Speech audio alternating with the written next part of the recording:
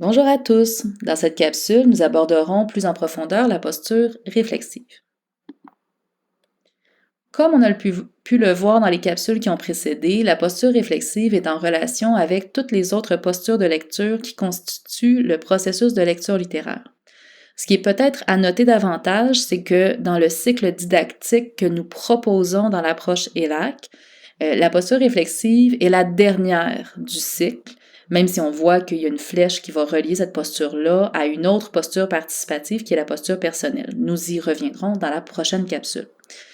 Mais donc, le fait que la posture réflexive soit située à la fin du cycle didactique indique que c'est une posture qui est plus complexe, tout comme l'est d'ailleurs la posture analytique qu'on a présentée dans la capsule précédente. Alors, comment se définit la posture réflexive? Nous allons dire que c'est une posture qui vise la mise en évidence de la transformation du sujet lecteur, lui-même, son regard sur le monde extérieur ou sur l'altérité portée par le texte. Peut-être que ces trois éléments-là vous rappellent quelque chose, et si c'est le cas, vous avez raison. En fait, la transformation quant aux dimensions évoquées est vraiment liée au cadre d'interaction que nous vous proposons dans l'approche ELAC. Donc, ce que nous disons, c'est que le lecteur, en s'engageant dans une expérience d'interaction entre lui-même, une altérité qui est portée par le texte et le monde extérieur qui se situe un peu dans un contexte double qui est soit d'un côté le contexte d'écriture de l'œuvre et de l'autre côté le contexte de lecture du sujet lecteur. Donc, cette expérience d'interaction va provoquer un mouvement. Et c'est là qu'on emploie le mot transformation. Donc, on ne va pas parler d'une évolution, mais bien d'une transformation au sens où il y a mouvement. Ça peut être une prise de conscience. Ça peut être l'idée que quelque chose nous a conforté dans ce qu'on était déjà, dans ce qu'on comprenait déjà. Ça peut être effectivement une évolution dans un sens ou dans l'autre. Donc, nous, on utilise le mot transformation. Il faut comprendre que le mot transformation on peut avoir une transformation qui est très mineure. Ça peut être une simple prise de conscience de quelque chose qu'on pensait déjà, par exemple. Ce n'est pas forcément une métamorphose du tout au tout. Donc, la posture réflexive, en fait, elle vise à faire émerger pour le sujet lecteur justement cette transformation qui découle en toute logique de l'interaction. Donc, dans une perspective purement sociologique, on peut tout à fait affirmer que toutes nos interactions nous changent constamment, nous transforment. Et si on prend la lecture littéraire comme un cadre où il y a interaction entre une altérité, un lecteur et le monde extérieur, il est tout à fait cohérent d'affirmer qu'il y a forcément donc transformation. Donc la posture réflexive, elle vise à faire émerger cette transformation et c'est en soi quelque chose qui n'est pas si facile que ça. Donc, si la posture vise cette mise en évidence, c'est vraiment pour amener l'intériorisation de ce qui a été construit par l'expérience intellectuelle et affective de la relation avec le texte. Donc, dans la posture réflexive, l'expression, j'ai envie de dire, est presque plus importante que dans les autres postures de lecture. Parce que l'expression, c'est ce qui va permettre de prendre conscience de la transformation qui a été vécue durant la lecture. Donc, évidemment, la posture réflexive, on peut l'avoir lorsqu'on lit, mais de façon générale, tous les processus réflexifs, quels qu'ils soient, sont vraiment servis de manière très bénéfique par l'expression. Donc, l'étudiant, en exprimant, va être forcé de réfléchir, de regarder un petit peu où est-ce qu'il en est, où est-ce qu'en est le monde extérieur, sa vision du monde extérieur, comment il conçoit cette altérité portée par le texte.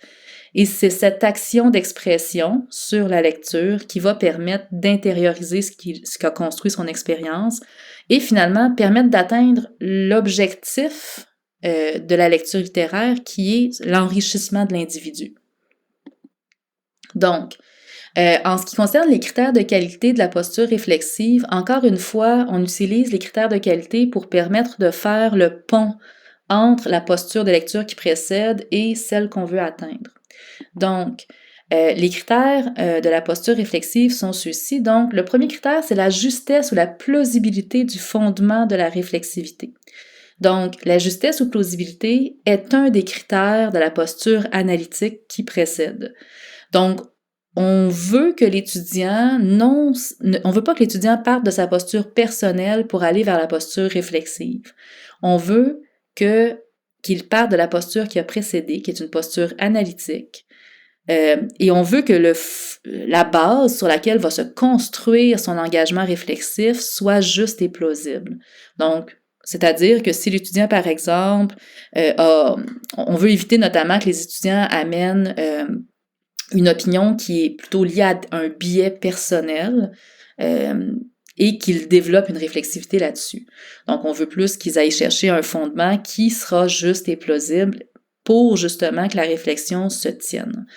Donc, le deuxième critère de qualité va être vraiment l'engagement réflexif, qui fait un petit peu écho aux critères de qualité de l'engagement personnel qu'on a dans la posture de lecture personnelle. Donc, évidemment, dans les deux cas, c'est des postures participatives. Donc, encore ici, on a une attente qui est liée à l'engagement.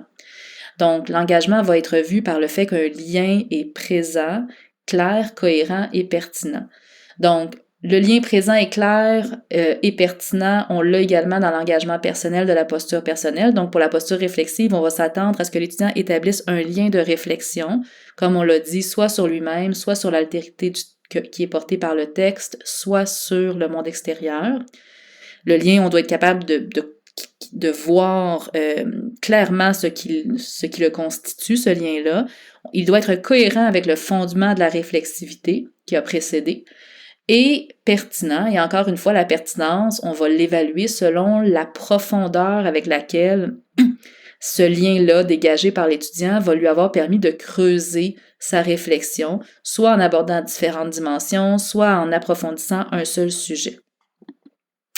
Donc, voilà un exemple de commentaire réflexif. Vous voyez qu'on est dans des textes qui sont plus élaborés aussi, c'est normal, ça vient avec des postures de lecture plus complexes. Donc, dans le cas de la posture réflexive, on parlait tout d'abord d'un premier critère de qualité qui était le fondement de la réflexivité. Donc, ici, on propose, dans cet exemple, donc toujours sur le loup et l'agneau, dans cette fable, le loup et l'agneau, La Fontaine critique les rapports de force qui causent de graves injustices. Les personnes les plus vulnérables, représentées par l'agneau, sont à la merci des puissants, représentés par le loup. Ces derniers peuvent exercer leur pouvoir pour servir leurs propres intérêts sans devoir rendre compte de leurs actes à qui que ce soit. La fable critique ainsi les excès des puissants et leurs comportements immoraux. Donc là, on voit que l'étudiant, il n'est pas juste parti de « j'ai pas aimé le loup ». On veut quelque chose qui a plus de chair parce que cette chair-là, c'est ce qui va aider également à vraiment voir un engagement réflexif par la suite. Donc, ce qui va suivre et montrer justement la posture réflexive en elle-même, c'est ce qui suit. Je suis tentée de dire que la morale de cette fable est encore valable. Si on pense à la catastrophe de Mégantic, on peut remarquer que les compagnies de train ont agi pour leurs propres intérêts, au détriment de simples citoyens qui n'ont pas été punis. Je suis conscient que ce genre d'injustice existe depuis toujours, mais ça donne une autre perspective de voir que les gens critiquent celle-ci depuis des siècles. Il y a quand même eu progression depuis le siècle de La Fontaine. Peut-être qu'en continuant à défendre les droits des moins puissants, on peut espérer que la situation pourra encore s'améliorer. Donc ici, on voit que si l'étudiant avait juste dit « ben le loup, je l'ai pas aimé », je l'ai trouvé très antipathique. On peut imaginer que ça aurait quand même été difficile de décortiquer comme ça les choses, parce que là, ici, oui, on avait une critique des plus forts, mais il y avait aussi l'idée que de l'intention de La Fontaine qui essayait de critiquer ce rapport de force-là. Donc, ici, ce que l'étudiant remarque notamment, c'est, on voit qu'il y a quand même une amélioration. Donc, et quand on parle de transformation, vous avez aussi un exemple. Je suis conscient que ce genre d'injustice existe depuis toujours, mais ça donne une autre perspective de voir que les gens critiquent celle-ci depuis des siècles. Donc, ça aussi, quand on parle de transformation, parfois, c'est tout simplement de renforcer quelque chose dont on était peut-être conscient. Alors, ça, c'est un exemple de commentaire en posture réflexive. Donc, les situations où la posture réflexive est pertinente, bien évidemment, ça permet un engagement affectif et cognitif au regard du texte. Ça permet l'intériorisation des apprentissages, ce qui permet justement d'atteindre l'objectif de la lecture littéraire, qui est d'enrichir l'individu. Et ça permet aussi de rendre compte d'une perception de transférabilité des apprentissages pour les étudiants.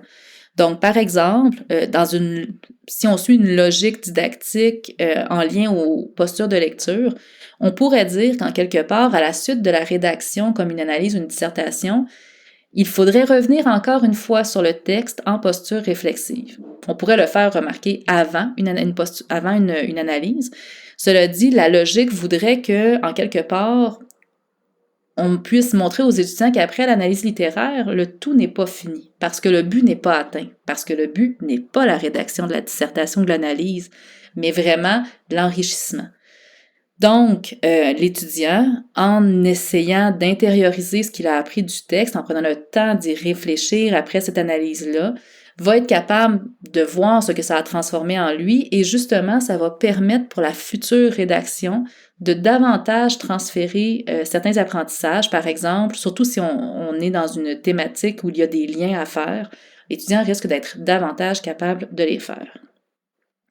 Donc, refait dans l'expression de discours analytique, bien, en fait, on a quand même beaucoup d'éléments qu'on peut retrouver dans la posture réflexive qui pourraient très bien être transférés dans des sujets amenés ou des ouvertures.